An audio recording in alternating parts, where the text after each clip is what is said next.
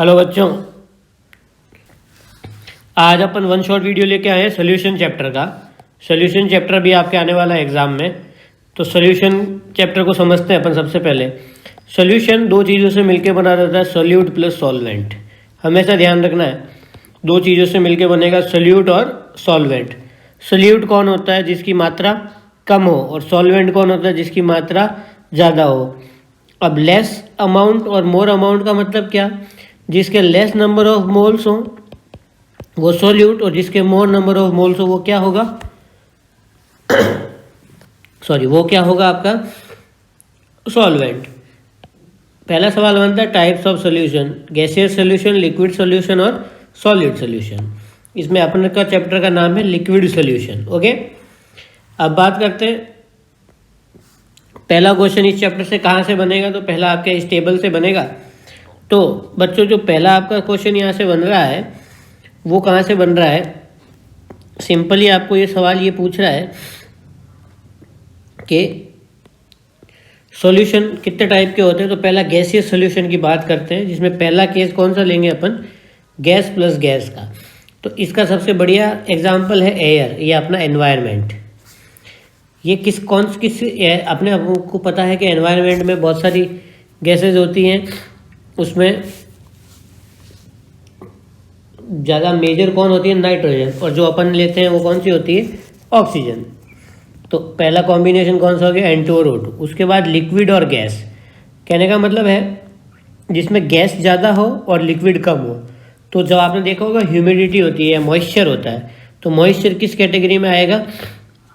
Liquid in gas.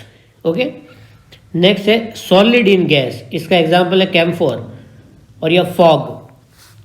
आजकल fog चल रहा है, तो फॉग में क्या होता है? सॉलिड तो कम होता है और गैस ज़्यादा होती है। क्लियर? देखा होगा बहुत सारे डीओज में हवा भरी हुई होती है, तो वो इसी का एग्जांपल है। लिक्विड सोल्यूशन, पहला लिक्विड बहुत ज़्यादा है और गैस आपकी कम है। इसका एग्जांपल कौन सा होगा? Cold drink. जो भी आप ये सॉफ्ट ड्रिंक्स वगैरह पीते हो उसमें क्या होता है? गैस होती है। और कौन सी गैस होती है बच्चों? कोल्ड ड्रिंक में कौन सी गैस होती है? ये भी सवाल आता है, CO2। नेक्स्ट लिक्विड जो सबसे फेवरेट आपका सबसे फेवरेट है, गुजरात में बैन है, इथेनॉल इन H2O। क्लियर? इसमें क्या होता है? इथेनॉल इन H2O। तो इसमें क्या होता है? लिक्विड होता है। अब इथेनॉल ज़्यादा मात्रा में होगा और पानी कम मात्रा में होगा तो अलग गैस बनता है, और इसका वाइस वर्सा। दूसरा था मिल्क में जो आदमी होते हैं वो कहते हैं सर प्योर मिल्क है। प्योर मिल्क कुछ नहीं, इसमें पानी मिला के बेचते हैं। Next solid in liquid. तो यानी ग्लूकोज को अगर आप पानी में डालते हो तो वो किस कैटेगरी में आता है? Solid in liquid. Next solid solution. Solid solution आपका ऑर्गेनिक से निकलेगा। एग्जांपल निकल H2। निकल H2 एक रिड्यूसिंग एजेंट होता है। वो किसका एग्जांपल है? वो अपना एग्जांपल है बच्चों गैस इन सॉलिड। नेक्स्ट है लिक्विड इन सॉलिड। तो ZnHg एमेलगम कौन सी रिएक्शन में काम आता था? ऑर्गेनिक में, क्लीमेंशन में। नेक्स्ट है सॉलिड और सॉलिड। ये होता है कॉपर इन गोल्ड। ये गोल्ड स्मिथ लोगों को पता होगा, थोड़ी मिक्सचर मिलावट करते हैं। तो ये एग्जाम्पल सारे याद करने हैं, इससे क्वेश्चन बनेगा। क्लियर? इसके बाद अपन बात करते हैं कंसंट्रेशन टर्म्स। आपके लिक्विड सॉल्यूशन चैप्टर में कुछ छोटे छोटे क्वेश्चन बनने की संभावना है। इसमें बात करते हैं अपन सबसे पहले कंसंट्रेशन टर्म में आती है मास परसेंटेज। तो मास परसेंटेज में आएगा बच्चों, कोई भी बॉटल के बाहर अगर लिखा रहता है परसेंटेज W/W, तो परसेंटेज W/W का मतलब ये होता है कि mass of solute present in 100 gram of solution. For example आपके पास क्वेश्चन है what is the meaning of 10% W/W of glucose. तो इसका मतलब ये हुआ बच्चों, अपने पास 10 gram glucose in 100 gram of solution. वापस बताता हूँ, अपने पास क्या है? 10 gram of glucose in 100 gram of solution. Percentage W/W का ये मतलब है। क्लियर? नेक्स्ट अगला सवाल पूछा जाता है परसेंटेज v बाई वी का क्या मतलब है। तो परसेंटेज v बाई वी का मतलब ये है बच्चों, एक और चीज, सॉल्यूशन इन ग्राम होगा ना। अब परसेंटेज v बाई वी का मतलब है वॉल्यूम। वॉल्यूम किस में होगा बच्चों? वॉल्यूम होगा आपका ml में, है ना। पर 10% W/W इथेनॉल का मतलब क्या हुआ? 10 ml ethanol is present in 100 ml of solution. Clear. उसी प्रकार एक और टर्म आती है आपकी, इसमें नाम है परसेंटेज m/W। इसमें क्या होता है,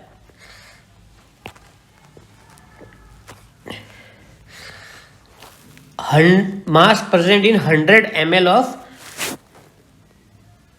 सोल्यूशन। इसका फॉर्मूला भी आप लिख सकते हो,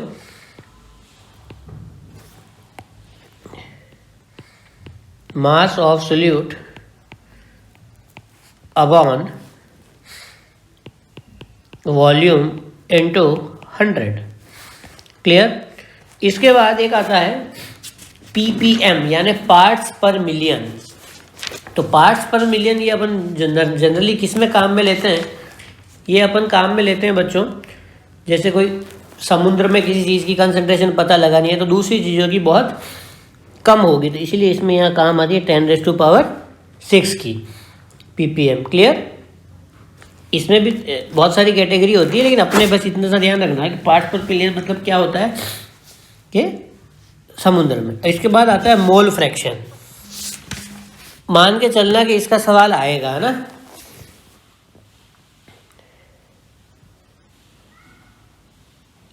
मोल फ्रैक्शन का सवाल कई बार पूछा गया है और मेरी तरफ से ये सबसे ज़्यादा इंपॉर्टेंट मान लेना आप इसको। और मोल फ्रैक्शन का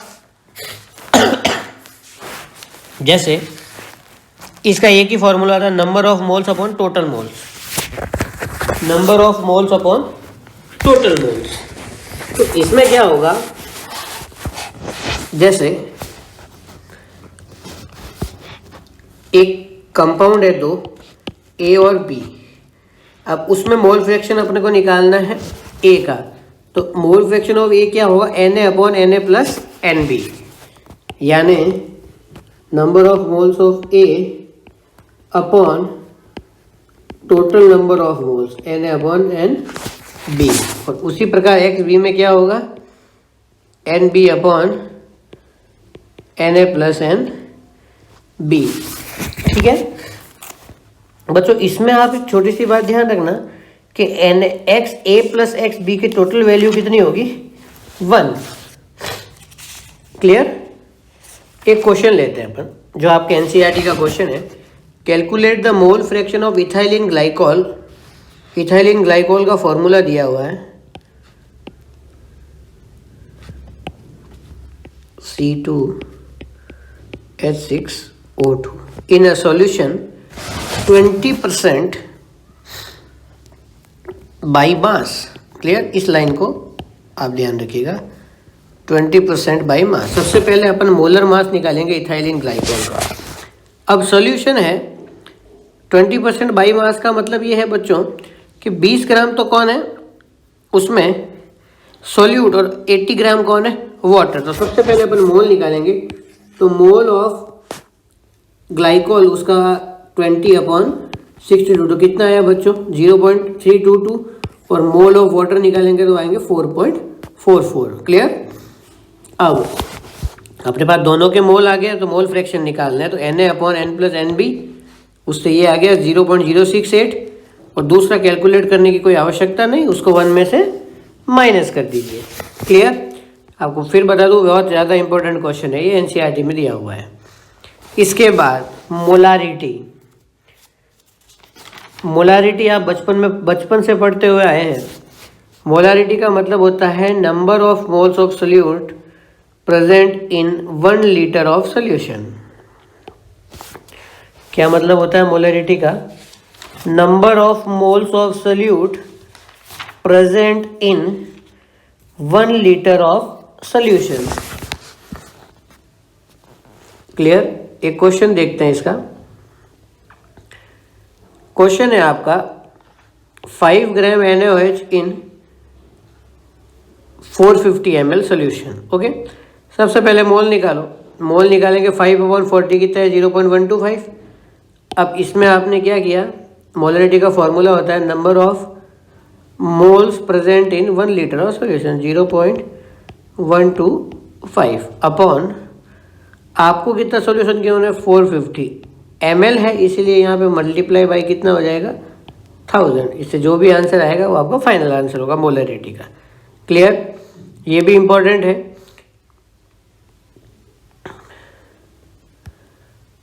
इसके बाद एक और टर्म आती है आपकी मोलालिटी, है ना।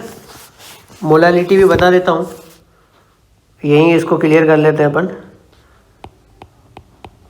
आगे इसका एग्जाम्पल होगा लेकिन अभी यहाँ आ गया तो बता देता हूँ। मोलालिटी क्या होती है बच्चों, molality is equal to mole of solute present in 1 kg of solvent. इसमें क्या आएगा बच्चों 1 kg ऑफ सॉल्वेंट। क्लियर। अब बात करते हैं सॉल्युबिलिटी के बारे में। चैप्टर में अपन आगे बढ़ते हैं, एक सेकेंड, सॉरी पहले आपको मोलालिटी बता देता हूँ, है ना। Molality number of moles of solute present in 1 kg of solvent. आगे बढ़ते हैं। मोलारिटी में क्या होता है, नंबर ऑफ मोल्स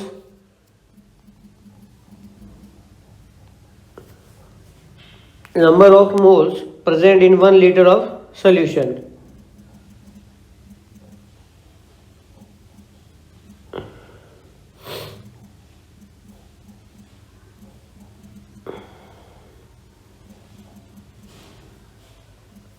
और मोलारिटी 1 लीटर ऑफ सॉल्यूशन और molarity 1 kg of solvent. Clear. एक क्वेश्चन देख लेते हैं। Calculate the molality of 2.5 gram of ethanoic acid. Okay, तो सबसे पहले अपन ने मोल निकाले। मोल निकालने के बाद आपको मास गिवन है। अब क्योंकि मास ग्राम में है इसलिए आप इसको क्या करोगे 1000 से मल्टीप्लाई करोगे। क्लियर। एग्जाम्पल नंबर सिंपल आपका ये 2.3 है, एनसीईआरटी से आपको चेक करना है ना बच्चों। इसके बाद एक टॉपिक आता है आपके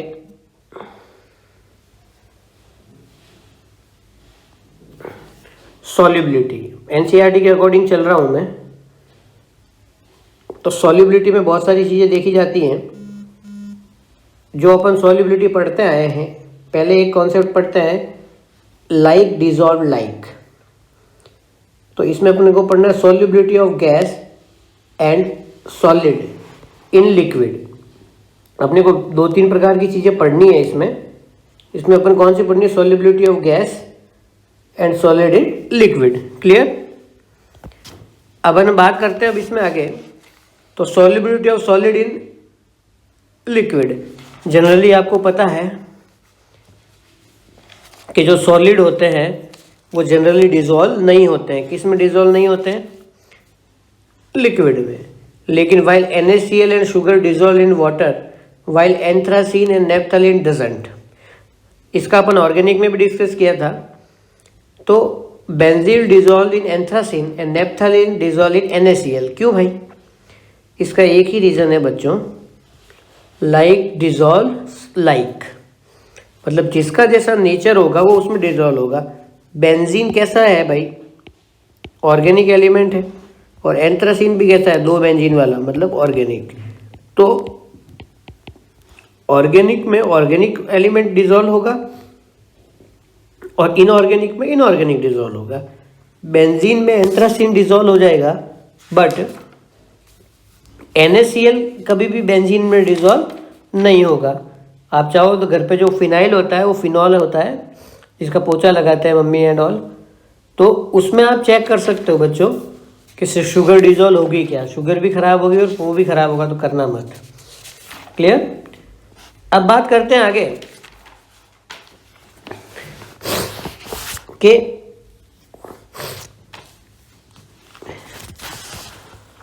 डिसोल्यूशन क्या होता है? Dissolution, when a solid added in a solvent, some solute dissolve and its concentration increases in solution. कैसे? देखना, दो तरह के होते हैं आपके सॉल्यूशन, सैचुरेटेड और अनसैचुरेटेड। सैचुरेटेड सॉल्यूशन क्या होता है? A solution in which no more solute can be dissolved at same temperature and pressure are called saturated solution। आपने कभी सुना होगा कि सर अब मत पढ़ाओ सैचुरेट हो गए। सैचुरेट का मतलब क्या हो गया? अब लिमिट आ गई। तो जो लिमिटेड सोल्यूशन होते हैं उनको क्या बोलते हैं बच्चों? Saturated solution. मतलब जैसे आपकी पढ़ने की कैपेसिटी जो होती है वो पूरी हो गई अगर, तो इसका मतलब क्या होता है कि भाई आप सैचुरेटेड हो गए। और अनसैचुरेटेड सोल्यूशन क्या होता है भाई? जिसमें आप मोर सोल्यूट डिसॉल्व कर सकते हो। आई कहानी समझ में? जिसमें और ज़्यादा डिसॉल्व कर सकते हो वो क्या होगा? अनसैचुरेटेड। और सैचुरेटेड में नहीं कर सकते। क्लियर? Effect of temperature.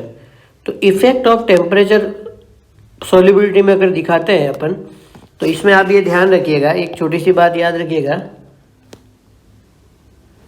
अगर एक्सोथर्मिक प्रोसेस है, अगर एक्सो है तो टेम्परेचर इंक्रीज करोगे तो सॉल्युबिलिटी डिक्रीज, को वैसे याद ही रखना है ना। और अगर एंडो है, और अगर एंडो में टेम्परेचर आपने बढ़ाया तो सॉल्युबिलिटी क्या होगी? इंक्रीज होगी। क्लियर? और प्रेशर का कोई ज़्यादा फर्क पड़ता है नहीं। जो नेक्स्ट टॉपिक है आपका वो है solubility of gas in liquid. तो इसका एक सिंपल सा कॉन्सेप्ट है, वो आपको एक रूल है उससे समझा सकते हैं अपन। वो होता है हेनरीज लॉ। हेनरी क्या कहता है भाई साहब? पहले हेनरी के बारे में सुनो। At constant temperature the solubility of gas in a liquid is directly proportional to its partial pressure of gas present above the surface of liquid और सोल्यूशन। ये मैंने एनसीईआरटी से उठाई है, कोई भी इसमें चेंजेस नहीं है। अब आप इसको साधारण भाषा में समझो, ये कहना क्या चाह रहा है। जो प्रेशर है वो मोल फ्रैक्शन के डायरेक्टली प्रोपोर्शनल होता है। Mole fraction of gas in the solution is directly proportional to partial pressure. कहने का मतलब है जितने ज़्यादा मोल होंगे उतना ही ज़्यादा प्रेशर होगा। क्लियर? तो partial pressure of gas of the vapour pressure is proportional to the mole fraction. Clear? इसका एक्सप्रेशन याद रखना है, P is directly proportional to X and P is equal to KH। X, यहाँ पे X क्या हो गया बच्चों? यहाँ पे X क्या हो गया बच्चों? यहाँ पे X हो गया हेनरी कांस्टेंट। आपको समझ में आ रहे हैं ना? ये देखो, ये यहाँ पे कोई वेट डाल रखा है और यहाँ पे कोई गैस है। ठीक है, अब आपने यहाँ पे वेट बढ़ा दिया बच्चों। तो अगर हमने वेट बढ़ा दिया है तो कुल मिला के इसमें प्रेशर भी क्या होगा? बढ़ेगा ना? बिल्कुल बढ़ेगा। प्रेशर आपने बढ़ाया तो सॉल्युबिलिटी भी क्या होगी? प्रेशर बढ़ाया तो सॉल्युबिलिटी भी बढ़नी चाहिए। क्लियर?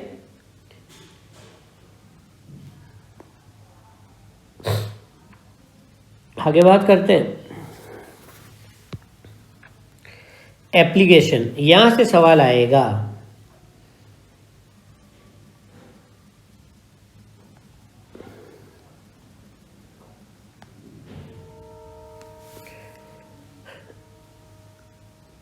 अब सवाल ये है कि आपने कभी जब भी सॉफ्ट ड्रिंक ली होगी हैं, तो सॉफ्ट ड्रिंक ली होगी, जब कभी ऐसा सोचा होगा कि आज मैं आधी पी लेता हूँ, आधी कल पी लेता हूँ। लेकिन जब भी आप ऐसा करोगे, आधी सॉफ्ट ड्रिंक जिस दिन आज पी है आपने फ्रेश, उस दिन तो आपको बढ़िया लगेगी और अगले दिन नहीं लगेगी। क्यों? क्योंकि उसकी सॉल्युबिलिटी इंक्रीज करने के लिए उस टाइम प्रेशर को बहुत ज़्यादा बढ़ा दिया जाता है। और बच्चों अगर प्रेशर को बढ़ा देंगे तो CO2 गैस उसमें डिज़ोल्व हो जाएगी। क्लियर? अगर CO2 डिज़ोल्व हो गई तो वो टेस्टी लगेगा, मतलब वो सोडा वाटर डिज़ोल्व हो गया। और दूसरा और सबसे ज़्यादा इम्पोर्टेंट एप्लीकेशन, स्कूबा ड्राइवर्स जो होते हैं वो जब बेचारे पहले पानी में डुबकी लगाते थे तो उनके पास सिलेंडर होता था। सिलेंडर में क्या होता था, ऑक्सीजन होती थी, नाइट्रोजन होती थी, ये गैसेज होती थी। तो नाइट्रोजन क्या, जैसे जैसे प्रेशर बढ़ता था ना, वो ब्लड के साथ इन्वॉल्व हो जाती थी, और ब्लड के साथ इन्वॉल्व हो जाएगी, हेनरीज लॉ का फॉलो कर रही है वो। तो जैसे जैसे अप टू डाउन जाएंगे अपन पानी में, तो प्रेशर बढ़ेगा तो बॉडी में नाइट्रोजन गैस आ जाएगी, ठीक है, चलेगा। अब लेकिन जैसे ही आप ऊपर आओगे स्कूबा ड्राइवर, तो वो नाइट्रोजन वापस निकलेगी, और निकलेगी तो बीच में बबल्स क्रिएट होंगे, और जब बबल्स क्रिएट होंगे तो अंदर से कमी आ जाएगी, और वो कई लोग उसी टाइम एकदम से अनकॉन्शियस हो जाते थे और मर भी जाते थे। अब उसका इलाज क्या किया गया? उसका इलाज ये किया गया, आप ऐसा लोग मिला दो जिस पर पानी का कुछ फ़र्क ही नहीं पड़े। क्या फ़र्क नहीं पड़ रहा है भाई? अगर कोई चीज़ अगर पानी में डिज़ोल्व ही नहीं हो रही है, क्लियर, हीलियम है, वो अपनी बॉडी में डिज़ोल्व ही नहीं होगा, तो स्कूबा डाइवर की मृत्यु नहीं होगी, ये ध्यान रखना। और तीसरा, ये जो इसका एप्लीकेशन है, एनोक्सिया में काम आता है, जिसमें वो शायद ब्लड की कमी हो जाती है ना उसमें, तो उसमें आप देखिएगा एक बार क्या होता है, क्लियर। इसके बाद मैं बता रहा हूँ आपको इफेक्ट ऑफ टेम्परेचर। अब देखो, जब आप टेम्परेचर बढ़ाओगे, टेम्परेचर इंक्रीज कर रहे हैं, सपोज इसमें एक सिंपल सी बात याद रखना, अगर आप टेम्परेचर इंक्रीज करोगे तो सॉल्युबिलिटी डिक्रीज होगी। क्यों? सपोज आप पानी गर्म कर रहे हो, तो पानी जैसे ही बॉईल होगा तो उसमें से इम्प्योरिटीज निकलती है ना, तो इम्प्योरिटी के साथ गैस भी निकल जाती है, क्लियर। आप ज़्यादा देर तक पानी को गर्म करोगे तो पूरा पानी खत्म हो जाएगा। तो याद रखना कि लिक्विड पर क्या फ़र्क पड़ता है, जो लिक्विड पे क्या फ़र्क पड़ता है, लिक्विड पे ये फ़र्क पड़ता है कि अगर आप उसको गर्म करोगे तो उसके अंदर गैसेस की सॉल्युबिलिटी क्या होगी, गैसेस की सॉल्युबिलिटी डिक्रीज हो जाएगी। ओके, इसके बाद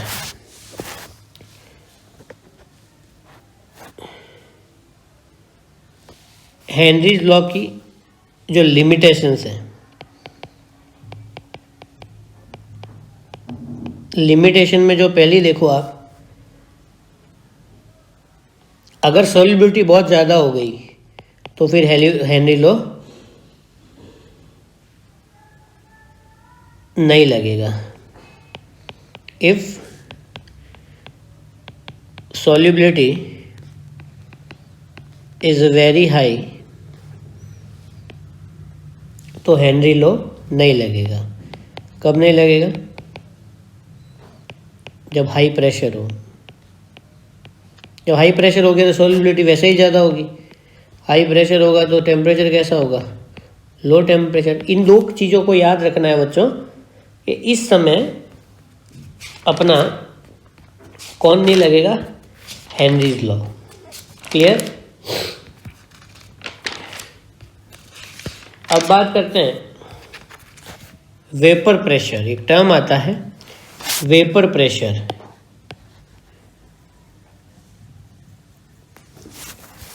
तो वेपर प्रेशर क्या होता है, पहला सवाल आपको समझा देता हूं मैं इसमें। वेपर प्रेशर सिंपल, इसकी जो डेफिनेशन है वो आप यही बताओगे, जो वेपर का प्रेशर होगा उसको वेपर प्रेशर बोलेंगे। अब लेकिन होता क्या है, इसको बेसिकली इसका एक टर्म है, मैं लिखूंगा जिससे आपको पता लग जाएगा। इसको ये भी कहते हैं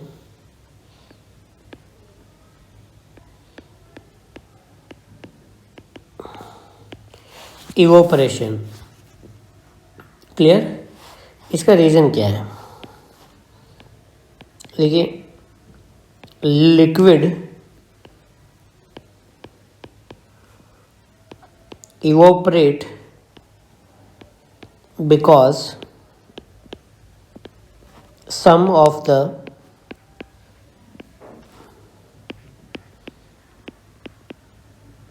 particles possess high kinetic energy। This process is called evaporation. Clear. अब ये किस पे डिपेंड करेगा? डायरेक्टली प्रोपोर्शनल टू होगा टेम्परेचर। ऑब्वियस सी बात है, अगर आप टेम्परेचर बढ़ाओगे तो ये भी बढ़ेगा, और इंटरमोलिकुलर फोर्स पे भी डिपेंड करेगा।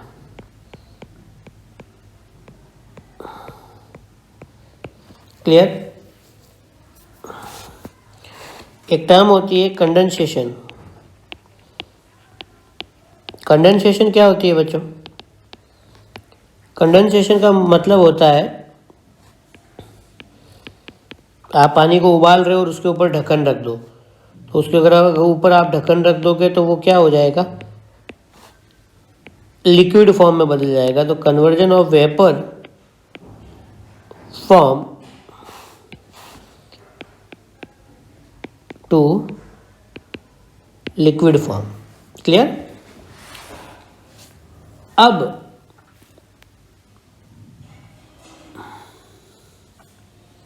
बात ये आती है कि ये चीज़ अपने कहाँ काम आएगी? अपने यहाँ काम आएगी भाई, कि एक टर्म होती है बॉइलिंग पॉइंट। बच्चों बॉइलिंग पॉइंट क्या होता है? बॉइलिंग पॉइंट ये होता है, जैसे वाटर का बॉइलिंग पॉइंट कितना होता है? जैसे वाटर का बॉइलिंग पॉइंट 100 होता है, मतलब आप 100 बॉइलिंग पॉइंट वाटर का होता, जैसे ही 100 होगा वो वाटर बॉईल होने लग जाएगा।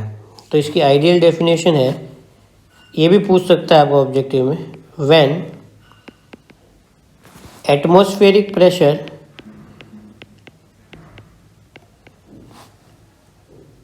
इज इक्वल टू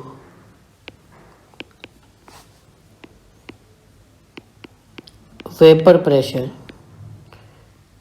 जब एटमॉस्फेयर प्रेशर वेपर प्रेशर के इक्वल हो जाता है, उस समय जो टेम्परेचर होगा वो क्या कहलाएगा? आपका बॉइलिंग पॉइंट। क्लियर। ये सब छोटी छोटी टर्म्स आपको मैं बताते जा रहा हूँ ताकि ये आपको पता रहे और इनके बारे में आप कभी कंफ्यूज नहीं हो। क्लियर। हमें इस पे सवाल आता है इसकी कैलकुलेशन में, इसका डेरिवेशन। अब तो आपका बोर्ड ऑब्जेक्टिव है, इसलिए मैं आपको सीधा सीधा बता देता हूँ कि वेपर प्रेशर क्रिएट कैसे होता है। देखिए इधर ये यहाँ पे ए है और बी है, इनको आपने डिज़ोल्व किया है। यहाँ पे आपने इसको गर्म किया, तो इसकी जो सरफेस होगी इस पर कौन कौन से लोग बैठे रहेंगे? ए और बी के लोग बैठे रहेंगे, और जो ए और बी के लोग उस सरफेस पे प्रेशर एक्सर्ट करेंगे उसको क्या बोलेंगे अपन? Vapour pressure. क्लियर। अब एक भाई साहब आए राहुल, उन्होंने एक रूल दिया। उन्होंने ये बोला, the partial pressure of each component of the solution is the directly proportional to mole fraction of solution. इस लाइन को छोड़ो, पहले आप क्या कह रहा हूँ मैं, सिंपल सा समझो। अगर ए और बी है तो सोल्यूशन का वेपर प्रेशर किस पे डिपेंड करेगा? ए और बी पे। उन भाई साहब ने इतनी मुश्किल से ये बात लगी, इसको सीधे से याद रखो कि सोल्यूशन के जो मोल फ्रैक्शन होंगे वो ही प्रेशर लगाएंगे, जो सॉल्यूशन के लोग होंगे वही प्रेशर लगाएंगे। तो अगर मैं P1 की बात करूं तो उसका प्रेशर क्या होगा? X1। और P1 को क्या लिख सकता हूं मैं बच्चों? P0 X1। खैर इस चीज़ का आपको कोई मतलब नहीं है, मैं सीधे से बता रहा हूँ आपको ना। और P2 को क्या लिख सकता हूँ भाई मैं? P2 X2। डाल्टन ने क्या बोला कि टोटल प्रेशर किसके बराबर होगा? P1 और P2 के। ठीक है भाई, तो सीधा PT इज इक्वल टू क्या आ जाएगा? P0 X1 plus P2 X2। Done. गुणा भाग करके फाइनल इक्वेशन ये याद रखनी है आपको, PT is equal to P0 1 plus X2 P2 minus P1। सबकी वैल्यू दी हुई होगी, एक वैल्यू निकालनी है। एग्जाम्पल 2.5 आपको ट्राई करना है NCERT का, कर लोगे? एग्जाम्पल 2.5 ट्राई करना है, उसमें सीधा ये फॉर्मूला लगेगा ना, ये फॉर्मूला याद करना है अपने को। ये लीजिए आपके लिए एग्जाम्पल भी ले आया मैं। देखो इसमें वेपर प्रेशर ये सब कुछ दिया हुआ है। मोलर मास निकाला आपने, मोलर मास दोनों का निकाला, उसके बाद दोनों के मोल्स निकाले। डन। नंबर ऑफ मोल्स निकाले, उसके बाद मोल फ्रैक्शन निकाला और उस फॉर्मूला में पुट कर दिए। कुछ जोर ही नहीं आएगा इस सवाल में आपको। इम्पोर्टेंट लगा देता हूँ इसको ना। इसके बाद राउल्ट लॉ जो होता है उसको अपने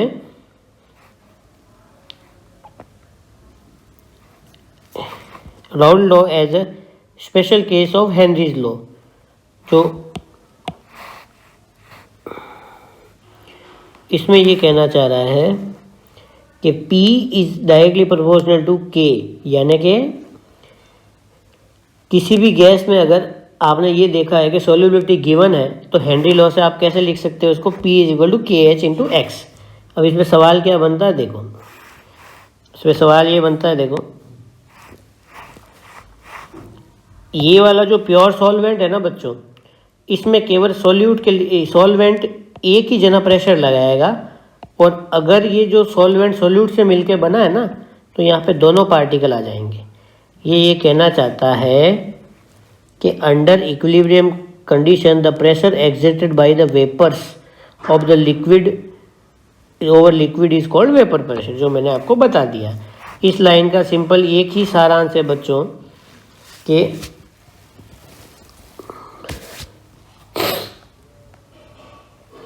इस लाइन का एक ही मतलब है कि अगर दो जने मौजूद हैं तो दोनों जने प्रेशर लगाएंगे, एक जना है तो एक ही लगाएगा। सॉल्यूशन का प्रेशर क्या होगा, सवाल है सॉल्यूशन का प्रेशर क्या होगा, सॉल्यूट प्लस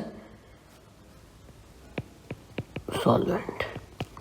सॉल्यूट कौन कौन होता है जिसकी स्पेलिंग में कम अक्षर है, सॉल्वेंट कौन होता है जिसकी स्पेलिंग में ज़्यादा अक्षर है, ये ध्यान रखना, मतलब जो ज़्यादा अमाउंट में है। क्लियर, सिंपल सा है। इसका ग्राफ कैसा है, ये ग्राफ भी इंपॉर्टेंट है बच्चों, graph between vapour pressure and mole fraction directly proportional. Clear, इसके बाद आ गया आपका सवाल, इसके बाद आपका सवाल उठ के आ गया सीधा, what is the example of ideal solution. लिख लेना भाई, ये है ना चीज़ें, मैं तो बता ही रहा हूँ लेकिन आपको सिंपल सा सवाल पूछेगा, आइडियल सॉल्यूशन और नॉन आइडियल सॉल्यूशन। पहली बात तो एक बहुत ही बचपन की डेफिनेशन, जो राउल्ट लॉ फॉलो करते हैं, the solution follow Raoult law over entire range are called ideal solution, और जो ओबे नहीं करते हैं इसको वो क्या होंगे बच्चों, नॉन आइडियल सॉल्यूशन। या लिख देता हूं मैं, आइडियल सॉल्यूशन, और ये कौन है भाई, non ideal solution. Clear, there is no change in enthalpy when solution form component. तो डेल्टा एच मिक्सचर क्या होता है, इसमें डेल्टा एक्स मिक्सचर होगा जीरो, और इसके अंदर डेल्टा एक्स मिक्सचर क्या होगा, नॉन जीरो। क्लियर, इसमें वॉल्यूम भी जीरो, इसमें वी एक्स में जीरो, मतलब आइडियल में लगभग हर चीज zero. No change in volume when solution form its component, change in volume when solution form its component. Highly dilute solution, कहने का मतलब है कि आपके पास एक टैंक में आपने दो चार चुटकी नमक डाल दिया तो उसको कोई फर्क नहीं पड़ेगा।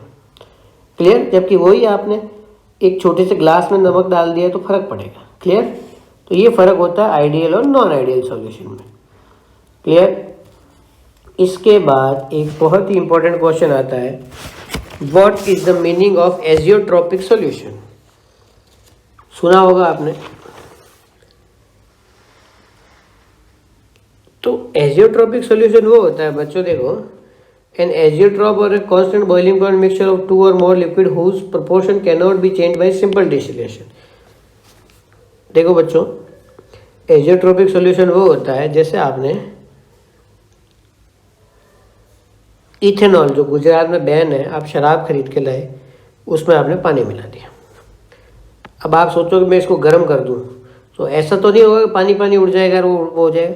वो इस तरीके से घुल चुकी है वो चीज़ें, वो इस तरीके से घुल चुकी है वो चीज़ कि वो अब निकल नहीं सकती। तो ऐसे सॉल्यूशन को क्या बोलते हैं भाई, saturated solution. Clear, saturated solution वो सॉल्यूशन होता है जिसको आप एक बार घुलने के बाद वापस डिस्टिलेशन नहीं कर सकते। Are the binary solution mixture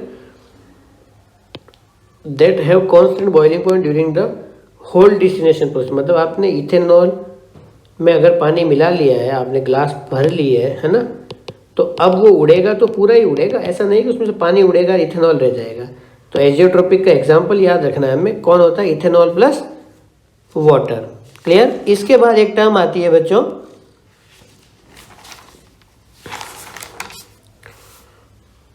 इसका एग्जाम्पल मैंने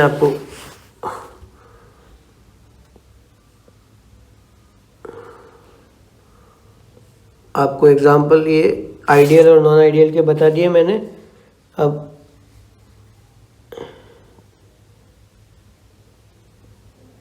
इथेनॉल प्लस वाटर किस में आएगा? इसमें, ये भी इसमें आएगा आपका आइडियल सॉल्यूशन में। ये आप एनसीईआरटी में देख लीजिएगा एक बार, मेरे से कोई हो तो आप ये एग्जाम्पल सारे एक बार याद रख के एनसीईआरटी से देख लीजिएगा ना। बेंजीन प्लस टोलुइन भी क्या होता है? मतलब बेंजीन बनाता हूँ ना, डायरेक्ट बनाना क्या है। बेंजीन प्लस टोलुइन भी क्या होता है बच्चों? ये क्या नाम है? आइडियल सॉल्यूशन है ना।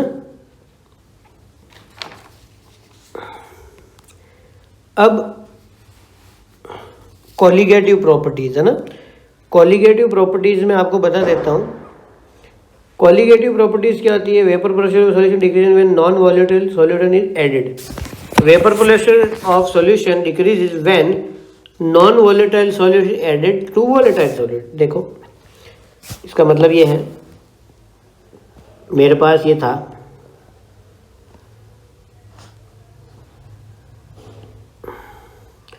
इसमें पहले एक ही चीज़ थी, अब मैंने इसमें और कुछ मिला दिया, तब उसके भी पार्टिकल यहाँ फंस जाएंगे। तब उसके पार्टिकल फंस जाएंगे तो वो क्या करेंगे? वो इसकी दिक्कत करेंगे। इसको दिक्कत क्या करेंगे? इसका वेपर प्रेशर कम करेंगे। तो मैंने काफ़ी प्रॉपर्टियाँ चेंज हो जाती है। तो इसमें पहली है relating lowering in vapour pressure. Vapour pressure कम हो जाएगा। डिप्रेशन इन फ्रीजिंग पॉइंट कम हो जाएगा। एलिवेशन इन बॉइलिंग पॉइंट बढ़ जाएगा। ऑस्मोटिक प्रेशर में भी कुछ चेंज आएगा। तो अपने को कोई भी चेंज आए उससे कोई मतलब नहीं है, हमें इसका फॉर्मूला याद करना है भाई, है ना। तो लोअरिंग इन वेपर प्रेशर का फॉर्मूला में ये याद करना है। इसमें आपको सारी वैल्यूज गिवन होगी, एक वैल्यू पूछेगा, वेरी वेरी वेरी इंपॉर्टेंट। इन चारों में से आपके सवाल आएगा सीधा numerical, pi is equal to CRT, इनके सिंबल से सवाल आएंगे numerical based. Okay, relative lowering of vapour pressure. Board होता तो मैं आपको इसका सब्जेक्टिव करके दिखाता। अब आपको करना नहीं है, कुछ भी करना नहीं है इनमें, सिंपल से आपको क्या करना है, इनमें इनके फॉर्मूले रटने हैं। क्लियर? ये जो एग्जाम्पल है आपका, ये एक बार देख लीजिए example. Vapour pressure of pure benzene given है, सॉल्यूट गिवन है, मास ऑफ बेंजीन गिवन है। तो इस प्रकार इसको सॉल्व कर रहे हैं, एक बार देख लीजिए, नजर मार लीजिए इसमें।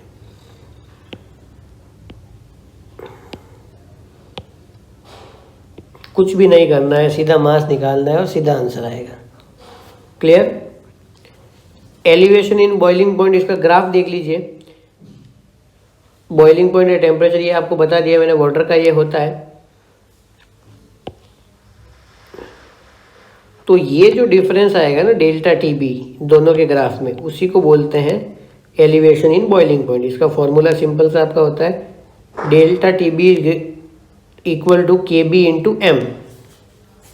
क्या होगा बच्चों? Delta TB is equal to KB into M की वैल्यू ये है। क्लियर? ये फॉर्मूला आपको याद करना है। जो सवाल बनेंगे सारे आपको मैंने बता दिए है ना।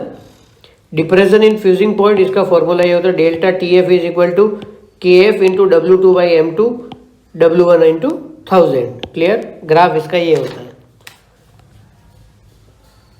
इसका एग्जाम्पल NCERT का, calculate the freezing point depression. तो सबसे पहले मोल ऑफ इथाइलिन ग्लाइकोल निकाले, वो कितना है 45 अपॉन ये 0.73। Water of mole of water in kg 0.60 kg। तो मोलैलिटी निकाल दी सीधी 1.2 मोल।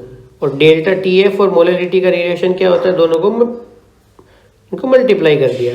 तो मल्टीप्लाई कर दिया KF इंटू M 2.2K। तो डिप्रेशन कितना है भाई 2.2K। क्लियर? अब बात करता हूं मैं ऑस्मोटिक प्रेशर की।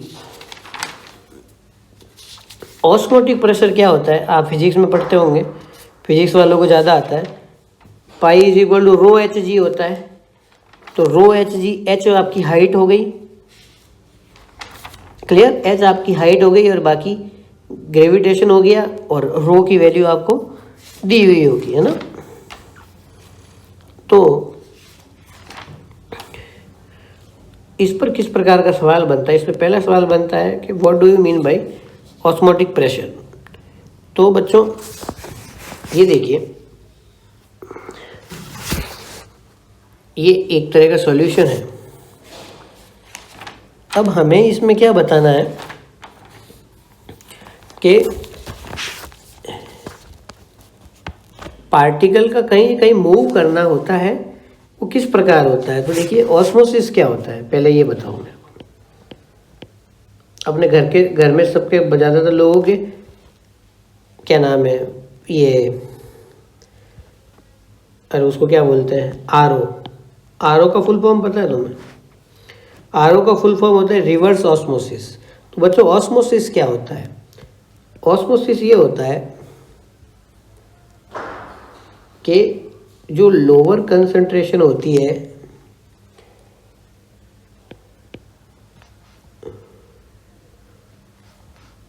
Lower concentration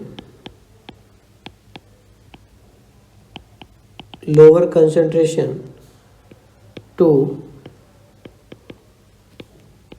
higher concentration,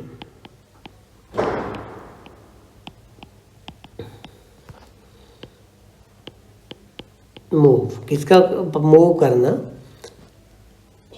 via SPM, semi permeable membrane, इसको बोलते हैं ऑस्मोसिस। लेकिन हमें क्या करना होता है, रिवर्स ऑस्मोसिस करवाना होता है घर पे। तो इसमें क्या होता है, रिवर्स ऑस्मोसिस मतलब अपन पार्टिकल को रिवर्स भेजते हैं। अगर आप उनको पी लोगे तो हो सकता है बहुत सारी बीमारियां हो, तो हार्ड वाटर पीने को आता है। इसीलिए रिवर्स ऑस्मोसिस के थ्रू क्या होता है, जो पार्टिकल को उल्टा भेजा जाता है, higher concentration to lower concentration, clear. तो उसमें जो प्रेशर लगता है उसको बोलते हैं ऑस्मोटिक प्रेशर, क्लियर। ये कहानी आपको समझ में आई? उम्मीद करता हूँ ये सिंपल सी कहानी आपको समझ में आई होगी। इसका फॉर्मूला होता है pi is equal to CRT, ठीक है। अगर आपका एक सॉल्यूशन है आइसोटोनिक सॉल्यूशन, तो उसमें क्या होता है बच्चों, दोनों तरफ सॉल्यूशन बराबर होगा। और अगर हिप्टोनिक होता है एक solution,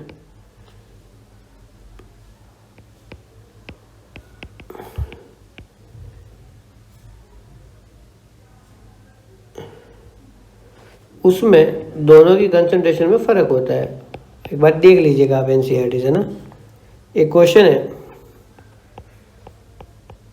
calculate osmotic pressure of 30% W/V of aqueous glucose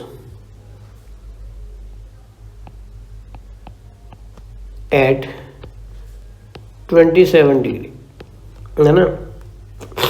formula होता है pi is equal to CRT। C की वैल्यू हो जाएगी 36/180 इंटू 1000।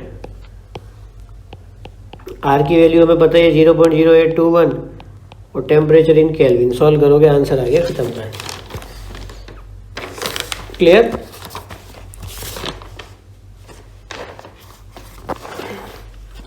ऑलमोस्ट आपका चैप्टर ये कंप्लीट हो गया है, ऑलमोस्ट। एक पार्ट इसमें मिस कर रहा हूं मैं, जो मिस करूंगा नहीं आपको अभी करवाऊंगा मैं, आप चिंता मत करो।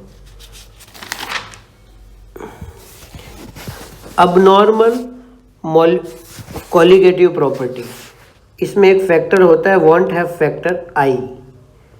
इसका मतलब होता है normal molar mass upon abnormal molar mass, clear. लिख लेते हैं इसमें, if non volatile,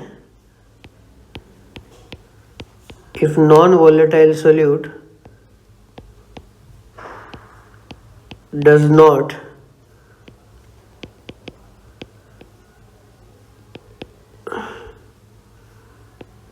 dissociate or associate, then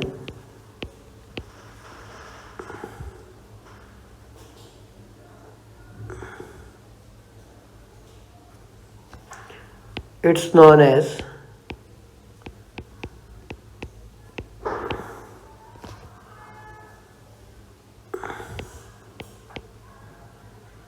normal colligative property.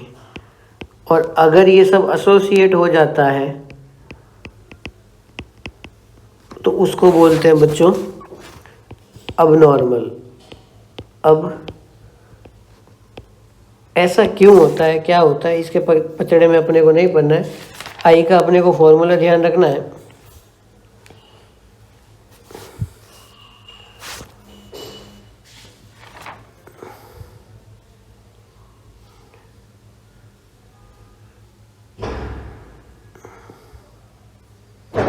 और आई का फैक्टर ध्यान रखना है हर चीज में।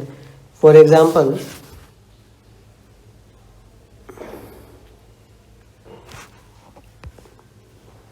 CH3COH है, तो CH3COH कैसे टूटेगा भाई?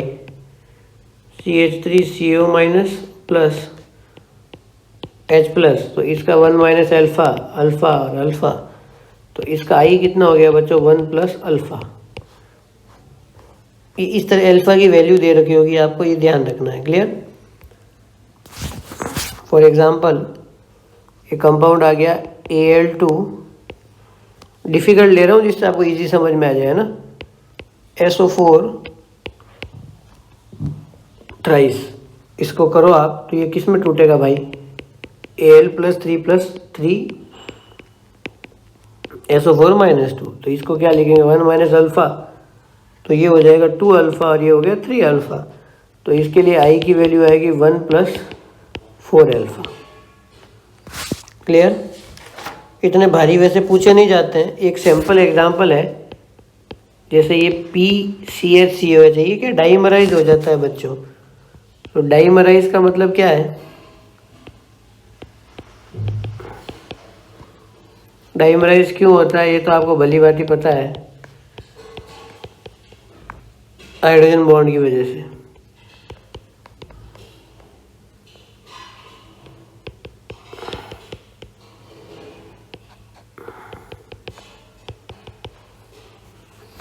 क्लियर? तो इसका डिसोसिएशन कैसे हो रहा है, इसकी मैं बात करूं तो ये 1 माइनस अल्फा है, तो ये बच्चों अल्फा बाई 2 हो गया। क्लियर? तो इसके लिए आई की वैल्यू कितनी आएगी? 1 माइनस अल्फा बाई 2। ये याद रखिएगा बच्चों, है ना। उम्मीद करता हूँ आपको ये चैप्टर में मज़ा आया होगा, और मेरी ये आपसे रिक्वेस्ट है, दुआ है, ठीक है। आप सभी लोग चैनल को इतना प्यार दे रहे हो, बढ़िया है। बस आप बढ़िया से पढ़ते रहे, ठीक है, और ऐसे ही मुस्कुराते हुए आपका रिजल्ट आता रहे, ठीक है। आई की वैल्यू किस पे डिपेंड करती है वो आपको बता ही दिया मैंने। NaCl के लिए वांटेड फैक्टर कितना होगा? 2। KCl के लिए कितना होगा? 2। क्लियर? हो गया बच्चों, बाय, टेक केयर।